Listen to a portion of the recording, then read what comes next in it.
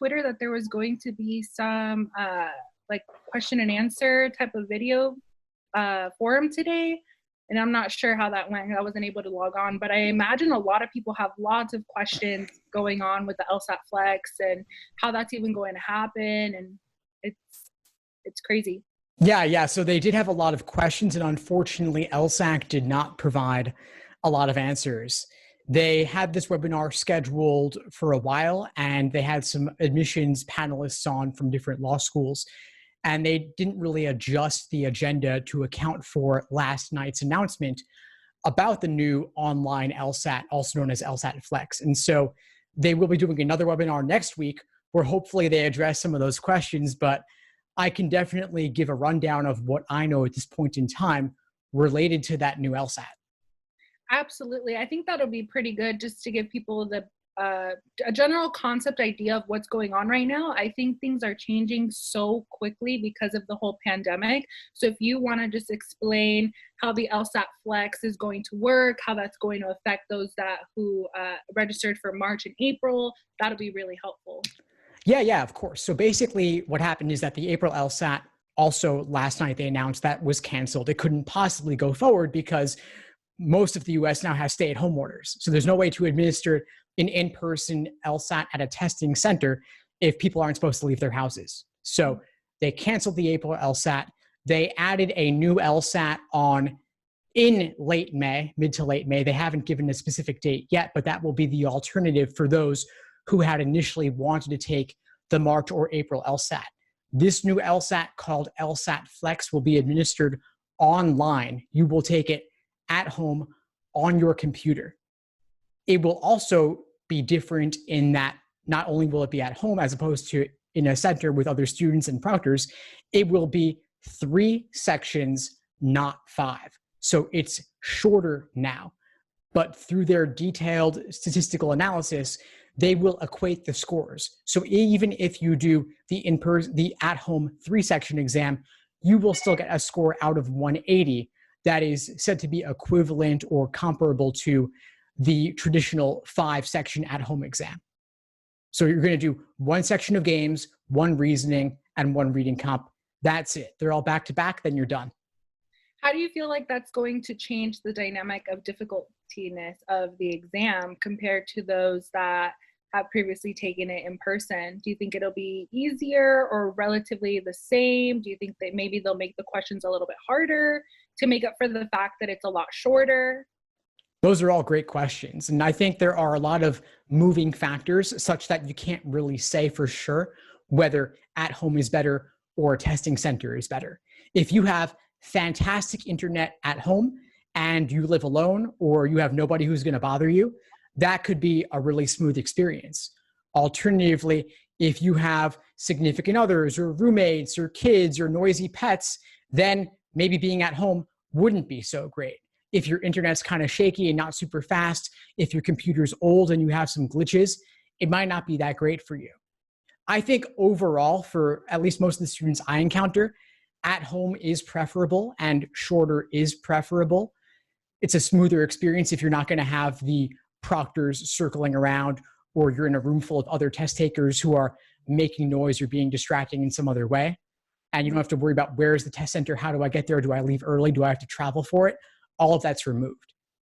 Yeah, I think that's something that is often really stressful as well when you're actually taking the in-person one, is having to figure out, especially if you have to travel pretty far, whether it's an hour, 2 hours away to the test center, that's a stress that you will no longer have to worry about. I mean, I did read on the LSAC's website that for those that don't have a computer accessible to them, they are going to work with those people to ensure that they can figure out some kind of solution, whether it's to borrow a computer or figure out where they can access internet access or whatever it may be. So I'm glad in that sense that LSAC is taking into consideration that although for a majority of people this will be a benefit to be able to do it from home, there are still those people that don't have the access to those resources. And I'm glad they're, at least for the moment, putting it out there on their website to hold them accountable that they are going to be doing something about it.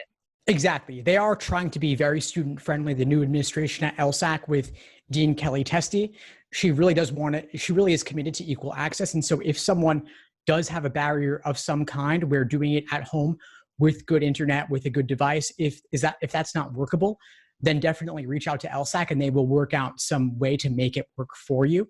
As for your general question, though, of given that it's shorter, given that it may be a more comfortable environment, is it easier? What will they change to account for that? LSAC, they are masters of data. That's part of why it takes 2 to 3 weeks to get your score back, because they are so committed to making sure that students performed on the exam as expected. So they will adjust the difficulty. The exam is not curved only against those who take it with that day. They equate the scores on a 3-year rolling basis. So you're compared against everyone who took it a year and a half before, a year and a half after, at any point in time. So they're accounting for all of that. One big open question, though, is the previous LSAT with 5 sections, one being experimental. You've got 2 logical reasonings scored. Now you only have 1 logical reasoning scored.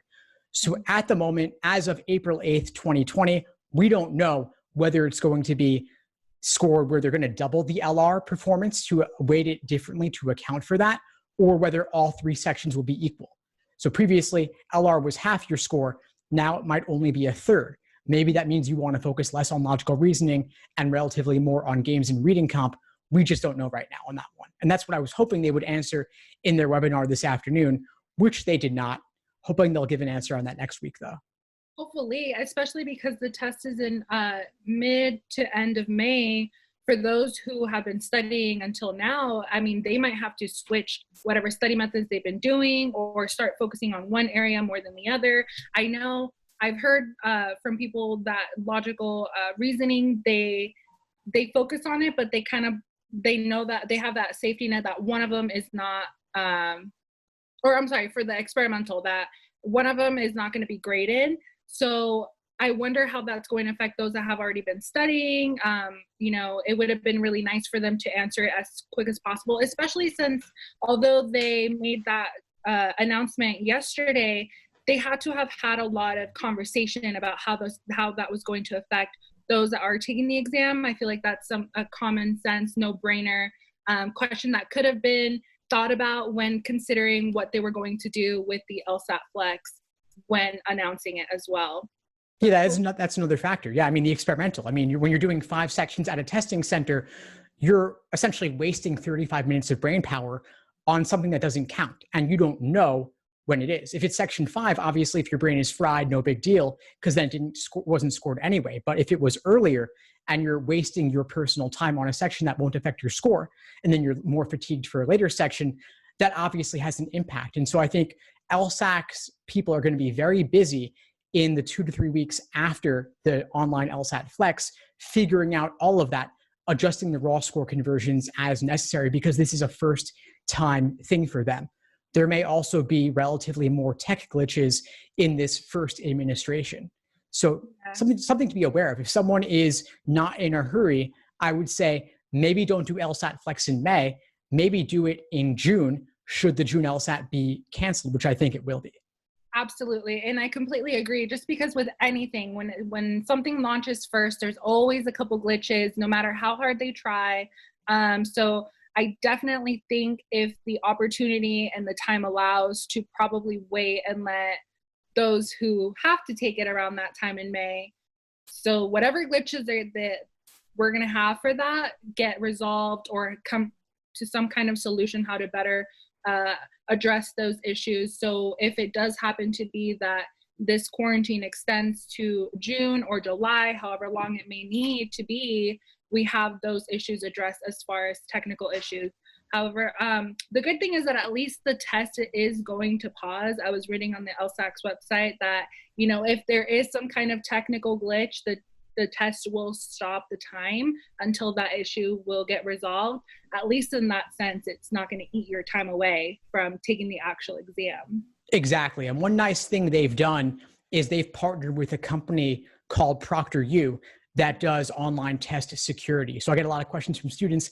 How are they going to make sure nobody cheats? So this company, Proctoring, is also used by ETS, the people who do the SAT, the GRE, and they basically monitor students with a webcam and a microphone for security purposes. And this company has been used for quite a while now.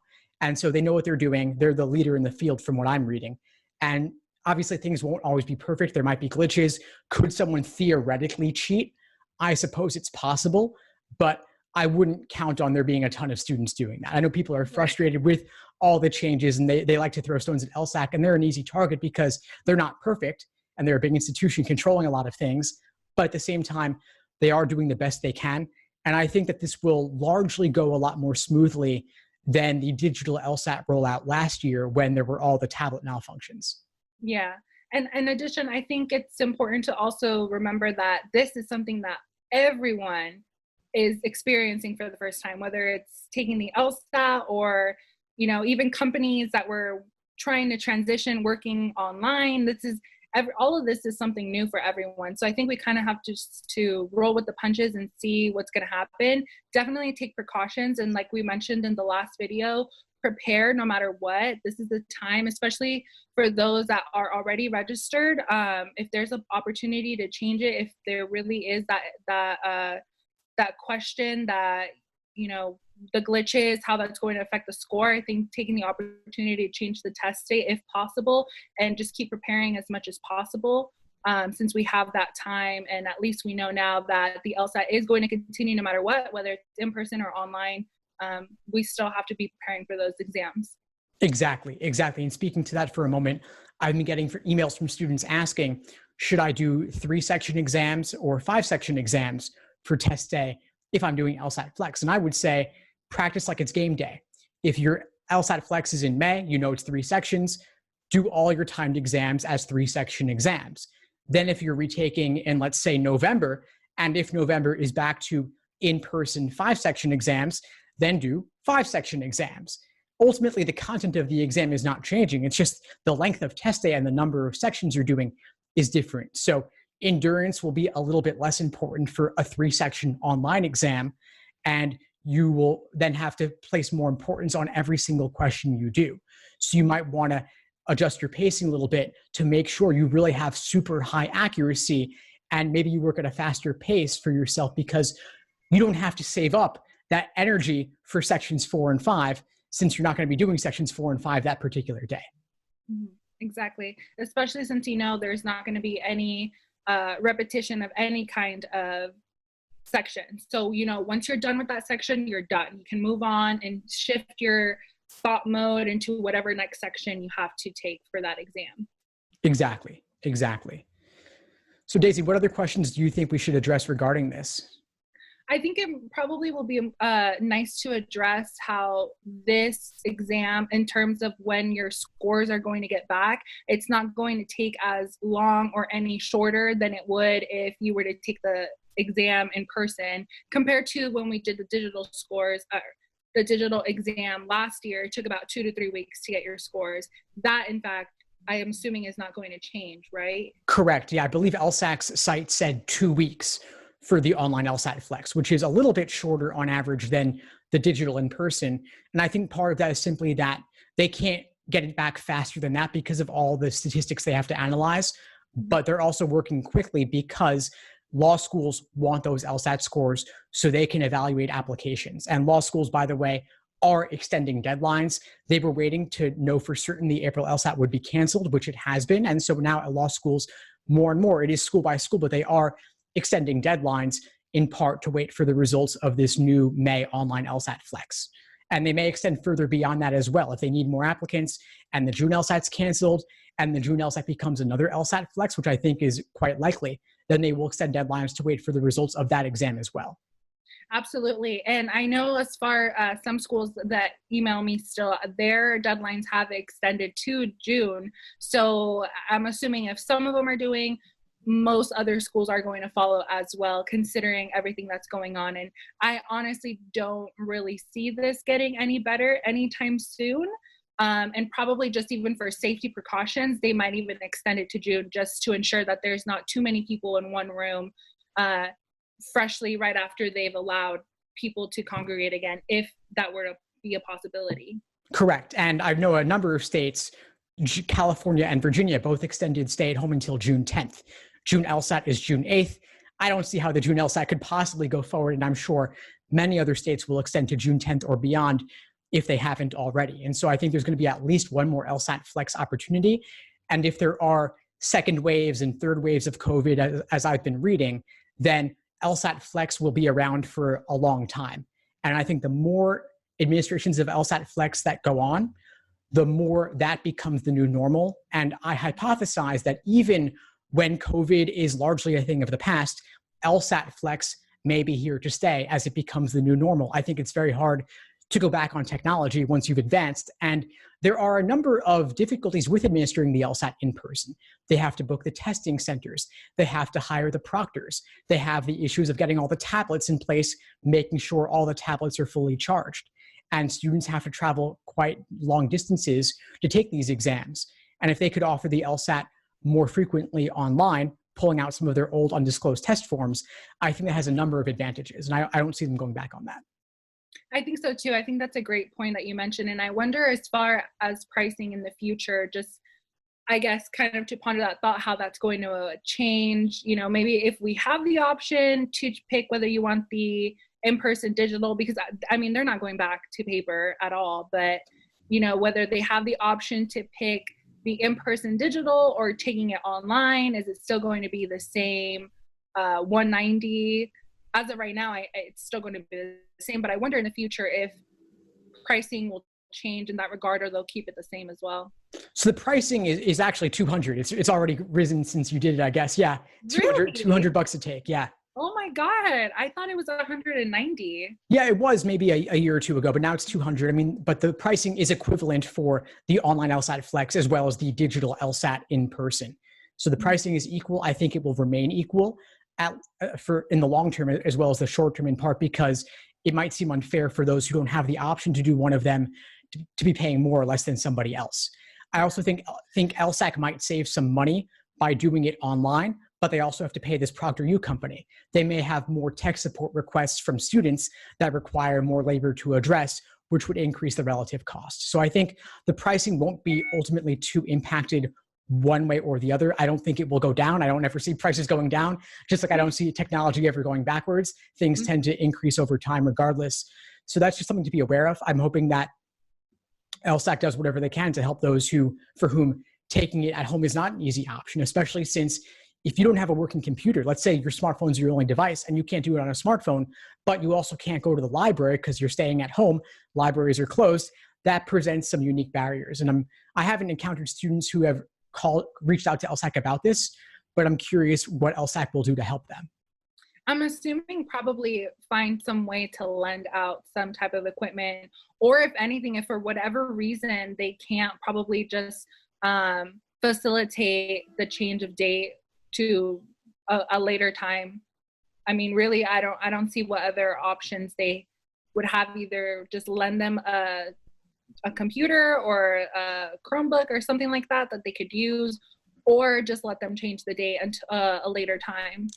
Yeah, that's a good point. I think that out of those two, I would lean more towards them lending out computers. Maybe they have a stockpile of, let's say, 100 Chromebooks or 500 Chromebooks that they will ship to you, let you do it, and then ship back. That seems to me the best option, especially since LSAC does have the funds to do that. The alternative of making people delay seems really quite unfair to me, because who knows how long COVID's going to extend for.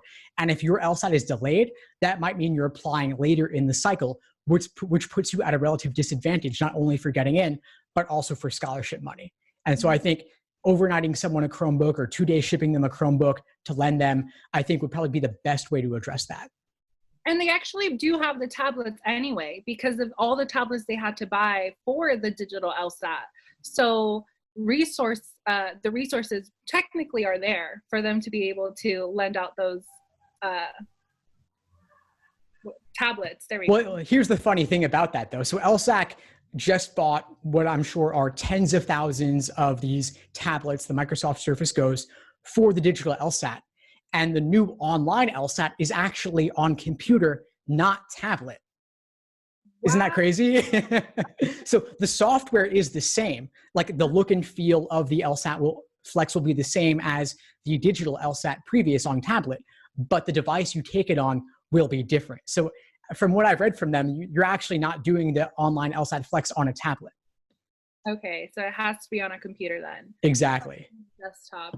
Okay, well, I hope they really figure that out by next week, because these are all valid questions that test takers, whether it's in May or in June, this cycle of law school applicants deserve answers. They deserve to know what's going on. I mean, I don't expect them to have a concrete answer. And I mean, I'm sure they probably don't know as well, but at least an idea of how they're going to combat all these issues that are arising as we go along, rather than leaving students to wonder or leaving them hanging without having any answers.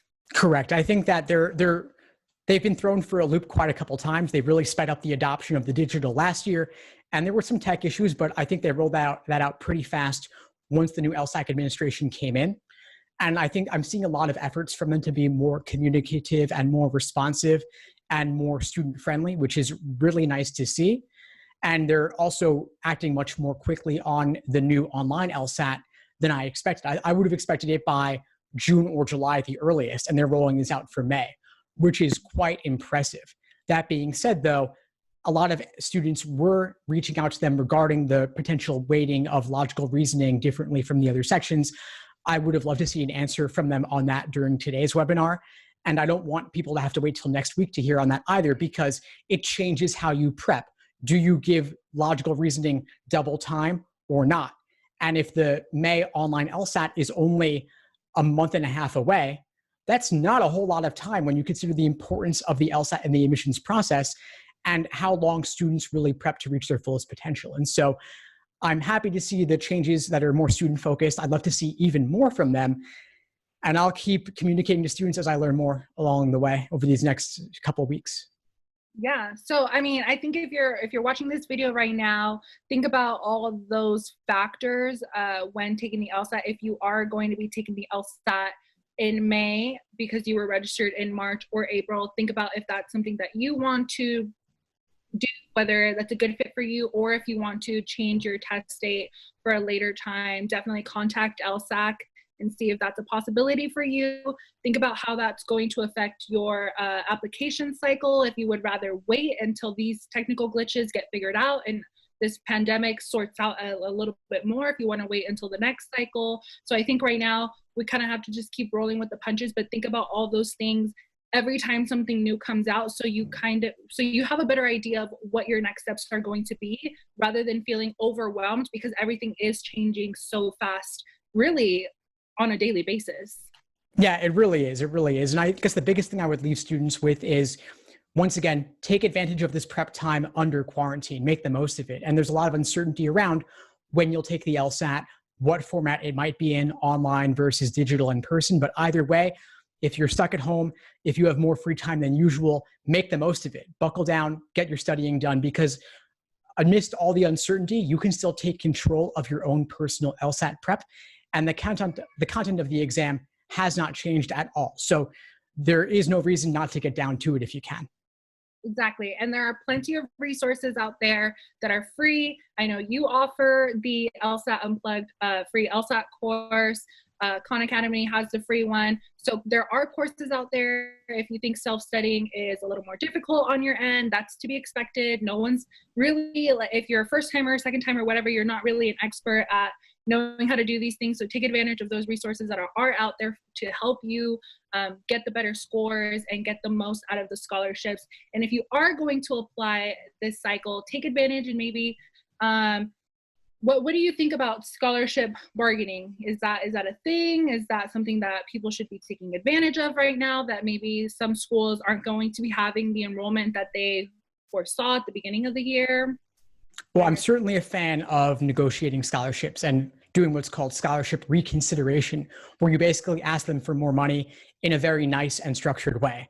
And what you want to do is obviously get the highest LSAT score possible, because that gives you more bargaining power as a candidate, because if they take you, they could potentially raise their medians if your LSAT and GPA are above their medians. And so that's part of why students are still taking the LSAT even at this late point in the current cycle, because it could help you get off the wait list, and it could help you also have a stronger bargaining position to get more scholarship money. And so my recommendation would be, first, get the numbers, strengthen your application, apply to several schools, at least a dozen or more, so that you have more options and more offers in pocket. So when you go to one school, you could say, this other comparable school offered me more money, and while I'd love to go to your school and your school is my top choice, I've got to consider the finances. If you could increase your offer a bit, that would make it much more possible and reasonable for me to choose your school over another.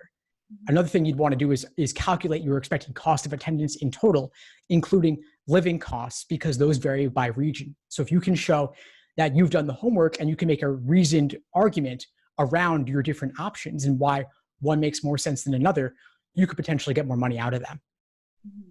And when you mentioned apply to quite a bit of schools, I just want you guys to know that you are able to email the schools and ask for a fee waiver for the application if they don't already have it. Some schools do have free applications already, but if they don't, feel free to email the schools. A lot of the times they are more than happy to give you a fee waiver for the application. Some schools will even give you a code for the CAS reporting fee. So if you can ask for that, it doesn't hurt to ask, whether they give it to you or not. The best case scenario is that they give it to you, and the worst case is that they don't, and you were already prepared to pay for it anyway. So it doesn't hurt to ask. Take advantage of that. I know that's not something that a lot of people know that they can do, so take advantage of that. That is great advice. Yes, schools do offer fee waivers. All you got to do is ask. They're getting these requests all the time, so it's certainly not unusual, and it doesn't really cost them very much. And you're also doing them a favor because it increases their selectivity the more students apply. And so the fee waivers are like bonus money for them, but they're also happy in a lot of cases to let you apply for free. And then if you get that offer from them, you could use that as leverage for other schools too. And so apply to more when you can. Even if you have to pay for the application, you might be investing hundreds to save tens of thousands in scholarships down the line. Exactly. So I think overall, it's beneficial for you to have multiple options, because at the end of the day, you also don't know where you're going to get in or who's going to give you what kind of scholarship. So it's better to have options rather than only apply to one or two schools and either only get into one and not get the best scholarship, or get into both and not get a good amount of scholarships. So just have your options open. I think that's the main idea of what we're trying to say, is to have that door open for yourself. Don't shut it out by only applying to a select amount of schools if possible. Exactly. Well, I think we covered the major points for today, Daisy. Before we sign off, I know you mentioned a few of the resources. I just want to remind students of what I offer. I've got the LSAT Unplugged YouTube channel and podcast, as well as the Facebook group and the Instagram, along with the LSAT blog. So tons of free resources out there. Please check them out and feel free to reach out if you need anything at all. And I'm sure you'll include those in the description, right? Yes, so please make sure to check down below. I will have it down there. And if any other questions, I will link all your information down as well. Awesome. Well, thanks so much, Daisy. This was a blast as always. Thank you. Thanks for tuning into the show. Please subscribe if you haven't done so already to be notified of new episodes as I release them. And feel free to reach out if you need anything at all as you move forward with your prep. I'm happy to help however I can. In the meantime, I'll wish you all the best and take care.